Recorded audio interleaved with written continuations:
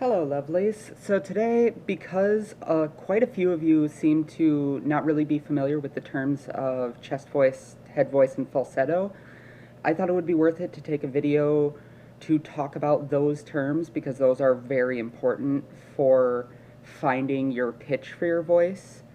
Generally speaking, no pun intended, I chest voice and head voice are a part of the modal voice, which is someone's normal speaking voice. It is your day to day, even with training, I'm speaking in a modal voice. The falsetto is much higher than a modal voice, and we'll come back to that in a moment, but modal voice can generally be split up between chest voice and head voice. Chest voice is what most people talk with before they do any sort of training. And it's named because when you speak or sing with your chest voice, you can feel the vibrations in your chest. The head voice, what I'm speaking with right now, is exactly the same, where instead you feel the vibrations in your head, typically more towards your nasal cavity. Head voice is most of the time going to be what you're going to be aiming for in terms of the pitch of your voice. The problem is you have to be careful because above the head voice is the falsetto. Falsetto is the highest range. Usually you will hear it when someone is trying to sing a very high note that is out of their normal range. And if you try speaking in the falsetto, it does not sound natural because you get that sort of airy sound and it's a little weird sounding. So you want to avoid that. It's very easy to tell when you go into a falsetto because you're going to feel it, especially towards the roof of your mouth.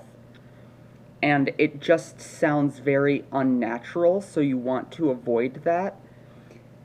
Generally speaking, when you push your voice higher, it's going to get more tired, but when you aren't used to it, there's kind of a gap between your head voice and your falsetto. If you try to raise the tone of your voice so you go, ooh, most people have kind of a gap where suddenly they can't hit the notes in between.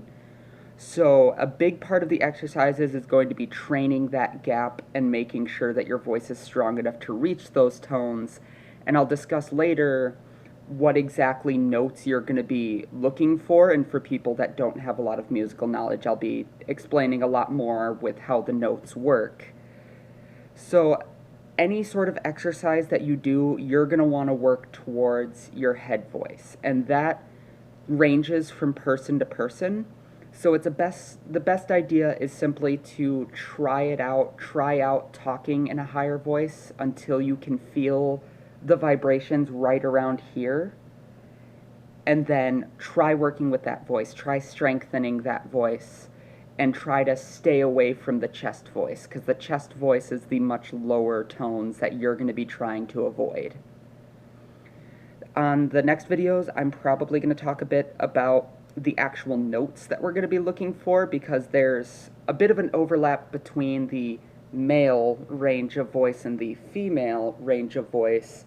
So there is a sort of gender neutral zone, and I'll talk a bit about that because not everyone's going to be wanting to reach the exact same tone. For instance, my voice on that range is more towards gender neutral than it is towards feminine. So until then, keep practicing, and I'll let you know when everything's coming up.